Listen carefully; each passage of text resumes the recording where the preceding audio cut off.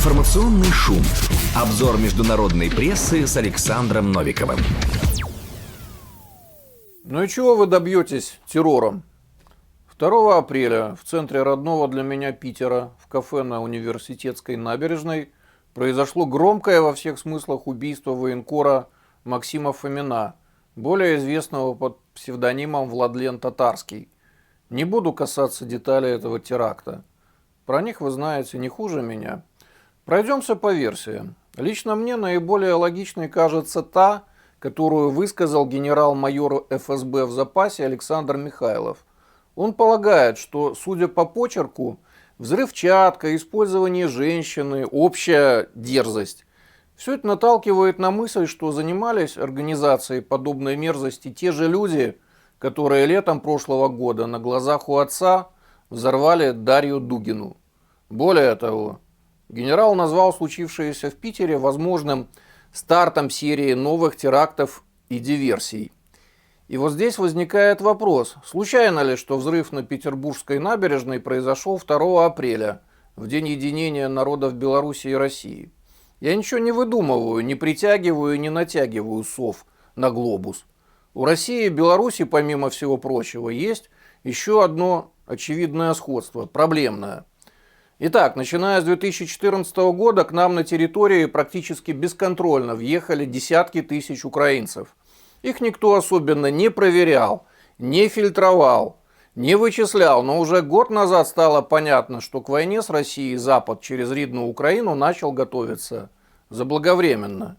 И сколько среди всех этих сбежавших от тирании Януковича-то Порошенки громадян зненьки было завербовано СБУ, знают единицы. Те, кто их готовил, засылал и вербовал. Все это очень серьезно.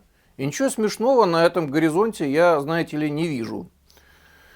Понимаете, раковая опухоль не настолько опасна даже, как ее метастазы. А эти метастазы – это как раз несколько сотен людей, работавших на украинские еще какие-то спецслужбы и залегендировавшихся на российской и белорусской земле под тем или иным соусом.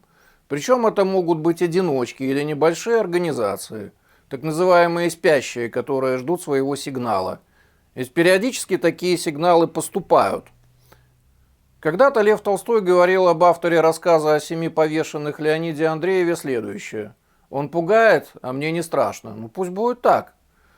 Впрочем, точечными убийствами значимых людей в России, не дай бог в Белоруссии, СБУ Украины добьются обратного эффекта. Ну вот устранили сотрудники КГБ Степана Бандеру в свое время. И что? Они лишь помогли сделать из мерзавца образ мученика, героя, борца за идею. В общем, промашка вышла. Однако дураки на таких ошибках не учатся и считают по сей день, что террор – это серьезно. Но вот вам другая новость. О том, что центральная часть столь дорогого Зеленскому Артемовска перешла под контроль российских сил. Об этом заявил куратор ЧВК «Вагнер», бывший собственник того самого питерского кафе Евгений Пригожин. Он в социальных сетях и опубликовал сообщение о том, что российский флаг и флаг Вагнера в ночь на 3 апреля были водружены на здание администрации города. Причем на российском флаге помещена надпись «Владлену Татарскому добрая память».